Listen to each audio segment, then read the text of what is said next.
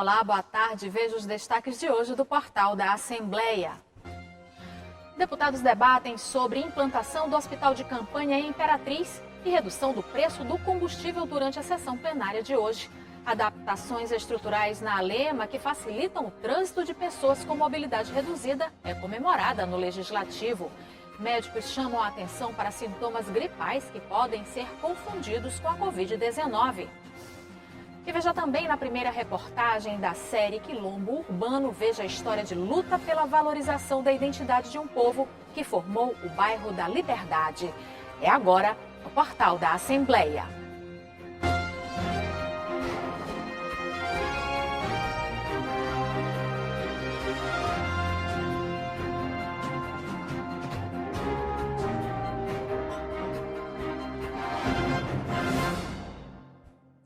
Entre os assuntos debatidos na sessão plenária desta quarta-feira, os deputados falaram sobre a implantação do hospital de campanha Imperatriz. O preço do combustível também foi pauta do dia. O repórter Ronald Segundo acompanhou a sessão e tem mais detalhes. Boa tarde, Segundo. Olá, Eli Coelho, boa tarde a você, muito boa tarde aos nossos queridos telespectadores da TV Assembleia. Durante a sessão plenária desta quarta-feira aqui no Poder Legislativo Maranhense, a deputada Socorro Aquim foi a primeira oradora do dia. A parlamentar saiu em defesa das mulheres maranhenses e destacou algumas ações do Instituto Humanitas 360.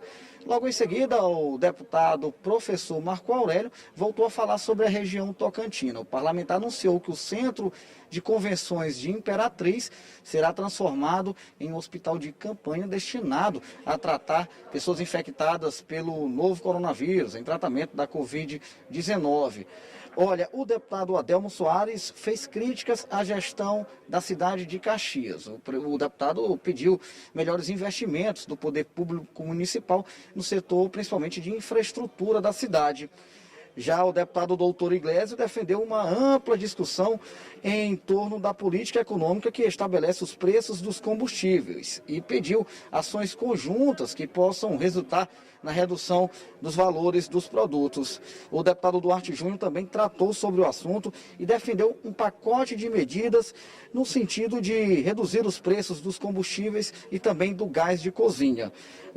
Ainda sobre esse assunto, o deputado Wellington do Curso voltou a fazer críticas ao governo do estado e pediu melhor aplicação dos recursos públicos pelo governo do estado do Maranhão.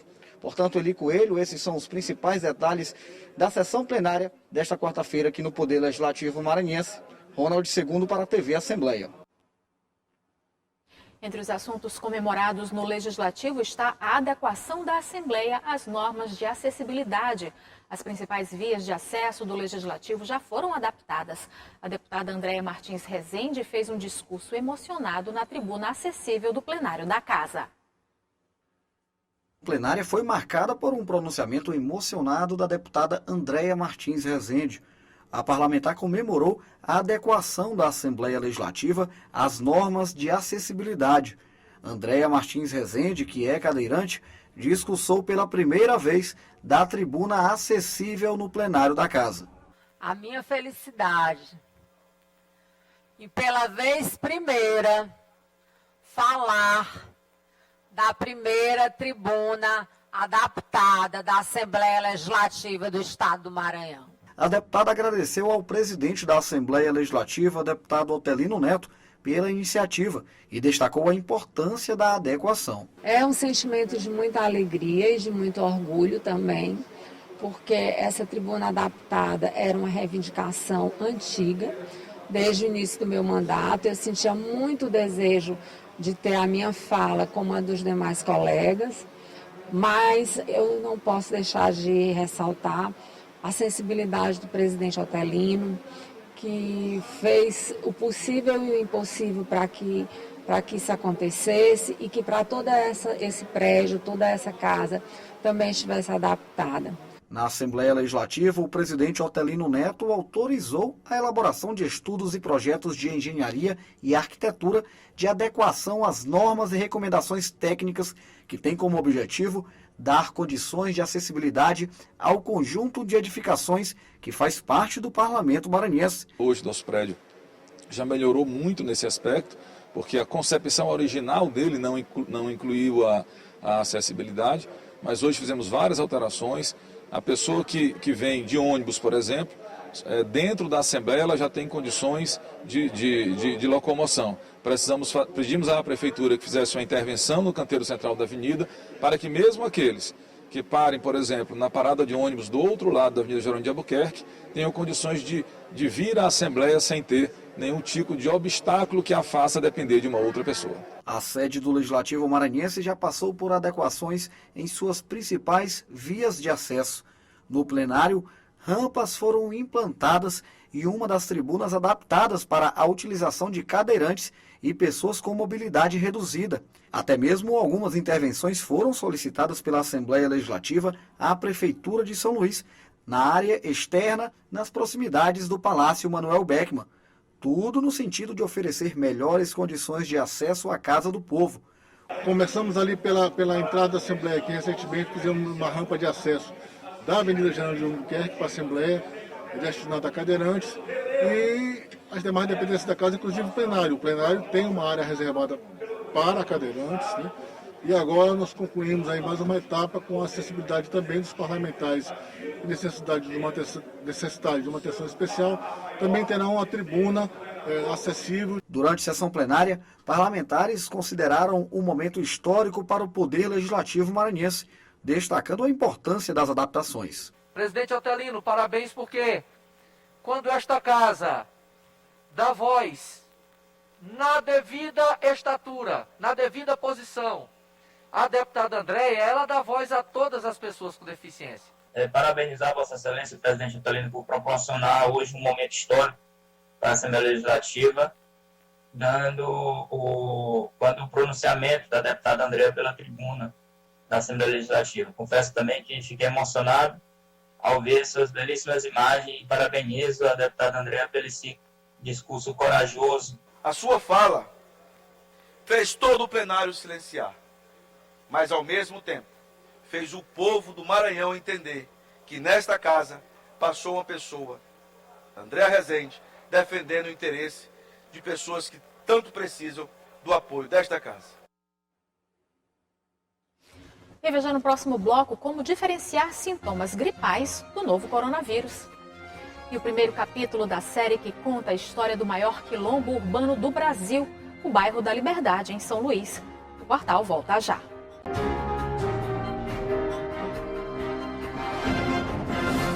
A mudança do tempo é um dos fatores que influenciam no aumento do número de casos de doenças respiratórias. Em época de pandemia do novo coronavírus, a atenção deve ser redobrada.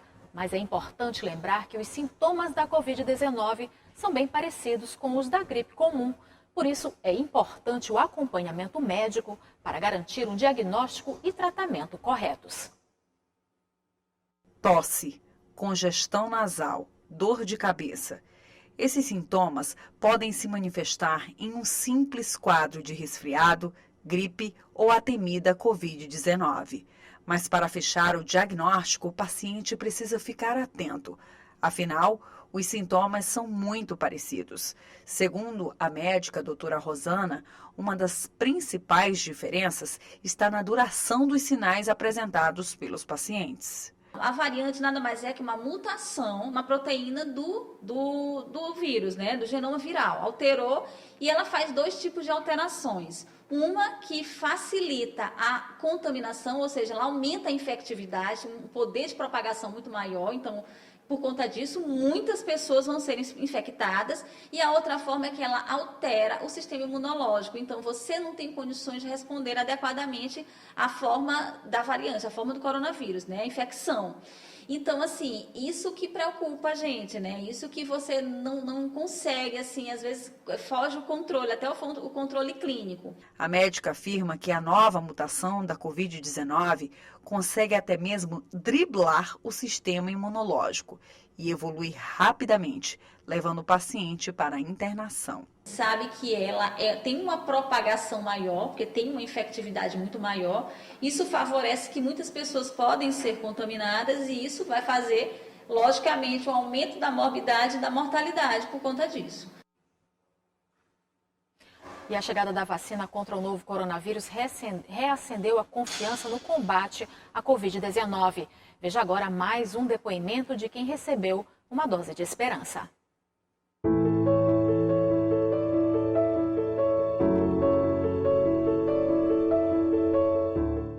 Eu sou Suzana Galvão, eu sou assistente social do Hospital Municipal de Djalma Marques, que é o Socorrão 1. Nós recebemos muitos pacientes no interior do estado. E quando eles iam a óbito, pela orientação do Ministério da Saúde, esses óbitos não poderiam voltar para o interior do estado. Então, nós tínhamos que dar a solução para ele ser sepultado aqui em São Luís. Eu nunca esqueço um idoso de mais de 80 anos, que passou a vida inteira dele no local dele, na zona rural do município, que era de Arari. Simplesmente a família ter que dizer assim, não, eu vou sepultá-lo aqui em São Luís, sendo que o pedido da vida dele, ele não queria nem ter vindo para cá quando ele adoeceu. Olha, eu venho lendo muito sobre as vacinas, então, gente, qualquer uma dessas vacinas, todas, elas, de diferentes formas, ela vai nos imunizar. Então, para ninguém ter medo, a gente só vai voltar a uma vida normal quando todo mundo estiver vacinado. Então, eu aconselho, eu que estou no hospital, a gente pede que as pessoas se vacinem. Inclusive, já houve óbitos de pessoas próximas a mim, colegas de trabalho, que começou a vacina, o primeiro hospital a ser vacinado foi o Hospital Socorrão 1, que é o que eu trabalho. E ela, no dia, disse que não queria, porque ela já tinha pego Covid, e aí retrucou. E ontem ela foi a óbito. Desde o primeiro momento que surgiu essa possibilidade da vacina, eu sempre acreditei muito, eu acredito muito na ciência. Então eu sabia que não era uma coisa que estavam fazendo por fazer, que estavam fazendo mal feito. Não senti nada, A primeira dose, não senti nem dor local, que foi no lado esquerdo. A segunda dose ontem, eu não sei se foi pelo fato de ser do lado direito, Fica com o dolorido, mas eu não senti nenhum tipo de reação adversa.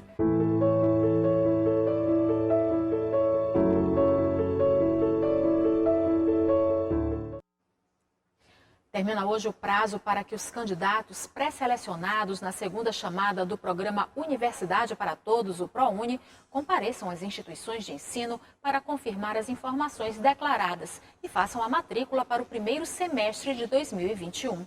A lista com os selecionados e o cronograma do programa podem ser acessados pelo prouniportal.mec.gov.br.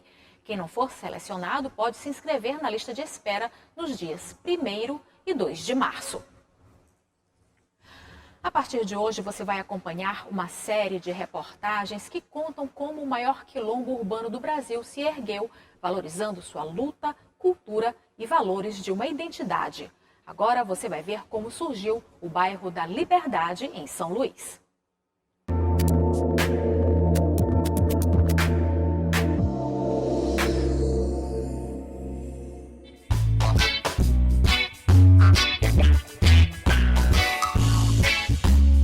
Liberdade. É mais que uma palavra. É lugar de orgulho e identidade de um povo que carrega nas origens a beleza da cultura marcada por lutas e ideais de igualdade social.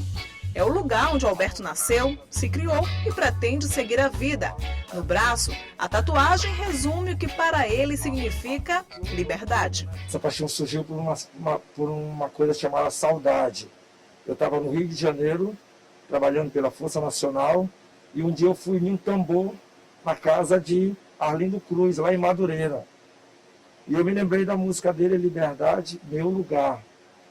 Aí eu toquei uma marcha de tambor para ele e depois pedi a permissão para ele, quando eu voltasse para São Luís, porque eu estava em missão e a gente não sabe se a gente volta, e se eu voltasse para cá, para Liberdade, com saúde, com paz, eu ia tatuar no meu braço uma estrofe da música dele, que é Meu Lugar, o Meu Lugar. Aí, quando eu cheguei aqui na Liberdade, eu mandei tatuar Liberdade, Meu Lugar. Alberto mora aqui há 50 anos, pouco menos que a metade da idade do bairro Centenário, fundado em 1918 como ponto de matadouro e comercialização dos gados vindos da Baixada Maranhense.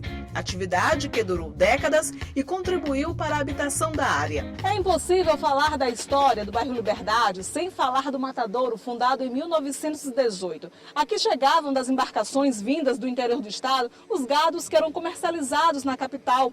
Boa parte dos moradores daqui também trabalhava no local. Hoje, funciona uma escola, mas tem uma grande representatividade histórica e cultural para os moradores. Mais ou menos em 1980, quando eu tinha 10 anos de idade, a gente ficava pendurado ali, que ali era o curral, que era de onde os bois vinham dali, do mangue, do mar. Eles soltavam o boi no mar, eles vinham nadando, e a gente ficava em cima do curral, vendo os bois entrando. Só que ao mesmo tempo na torcida, para que um boi não entrasse e ele saísse correndo pelas ruas da Liberdade e a gente correndo atrás dele. Isso era uma brincadeira. Só que ela sempre terminava de uma maneira trágica. Ele invadia a casa de alguém, quebrava tudo e o dono do boi tinha que pagar tudo. Então, por isso essa tradição na Liberdade do boi, quando vai ter a morte do boi de Leonardo, de Apolônio, do boi de Basílio, eles soltam o boi e a gurizada atrás. Surgiu justamente dessa época do matadouro. As brincadeiras de criança renderam boas lembranças, tanto que o morador criou um espaço cultural para homenagear a história do bairro. Há 14 anos nasceu a produtora Quilombo, um ponto de encontro de moradores e admiradores da liberdade.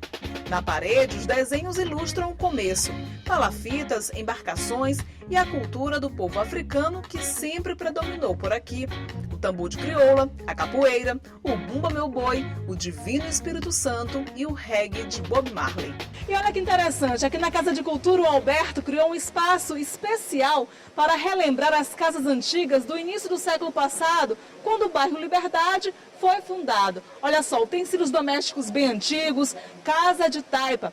Mas sabe o que chama mais atenção nesse espaço? É uma gaiola lá em cima, sem passarinho, que representa a liberdade.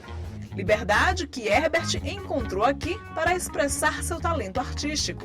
Apaixonado pelo reggae e pelo bairro, foi ele quem fez o painel da Casa Cultural Produtora Quilombo. Agora está empenhado em refazer a pintura da esquina Bob Marley, ponto turístico do bairro. Na parede, o matadouro e o mais conhecido músico de reggae de todos os tempos, Bob Marley. A gente pensou no matadouro como um símbolo, de resistência e de construção social do bairro da Liberdade Cultural também. Porque o bairro inicia a partir do matadouro.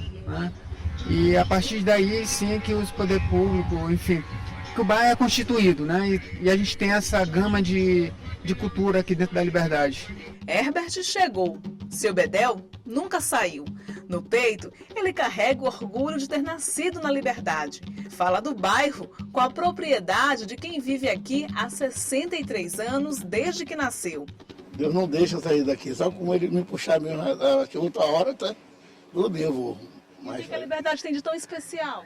A Liberdade é muita coisa boa aqui, não só Liberdade. Tem cultura, primeiro carnaval de rua. Quem fez daqui foi Liberdade. Primeiro carnaval de rua, como é? Que um palanque daqui para lá, rodear. Aí depois que mais de Deus fez carnaval de rua. Primeiro foi Liberdade aqui. Em casa, ele preserva a imagem dos pais falecidos e o altar em homenagem ao Divino Espírito Santo. Celebração que herdou do seu Diquinho e Dona Benedita, figuras ilustres do bairro devoto das religiões de matriz africana. A neta, Maikele, de apenas 9 anos, na inocência da idade, também destaca o amor que sente pelo bairro Liberdade. Então, Maikele, você gosta do bairro Liberdade? Uhum. Por quê? Tem festa, tem São João, tem tudo. E se dissesse assim, Maikele, você vai mudar de bairro, e aí? Não ia. Em um passeio pelo bairro, sou apresentada a moradora mais antiga. Dona Eugênia, de 108 anos de idade, natural da Maioba, ela mora aqui desde a infância e, na memória, ainda guarda as lembranças de como era a Liberdade no início do século XX. Eu era só ponte. Para ir para o matador, ia pelo mato. E era um matador, assim que era aqui. Agora tá tudo moderno? Agora tá tudo direitinho, tá bonitinho, vocês podem andar de carro, pode andar de pé, se não pisa lama. Aqui é uma rua boa, quando chove, enche. Mas a chuva passou, está tudo seco. Assim como Alberto, seu Bedel e Dona Eugênia, boa parte dos moradores é descendente de quilombolas. Não existem dados oficiais sobre o número exato de habitantes do bairro, mas é fato que a Liberdade é considerada o maior conglomerado urbano de população negra de São Luís.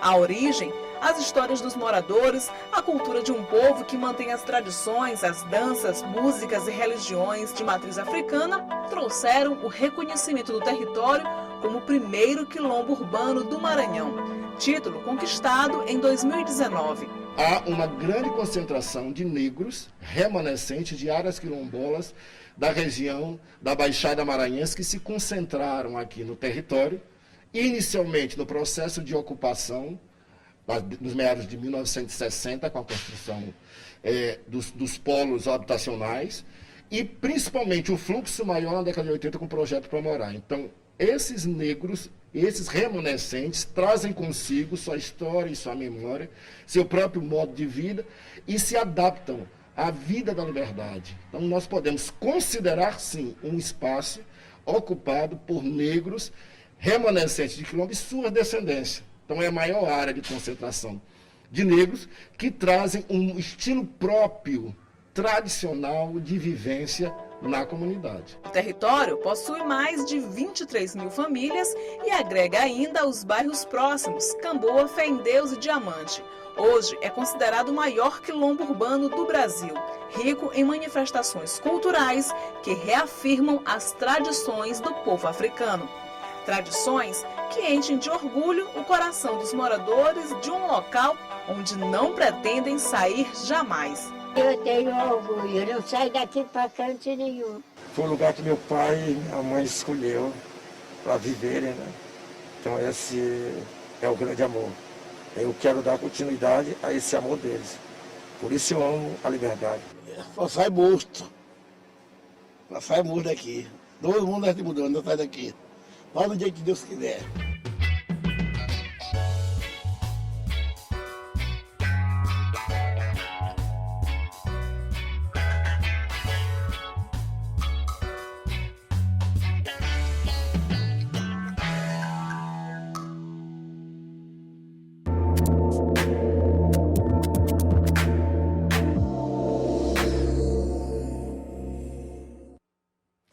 O portal da Assembleia fica por aqui. Para rever as reportagens de hoje, acesse o site al.ma.leg.br/tv.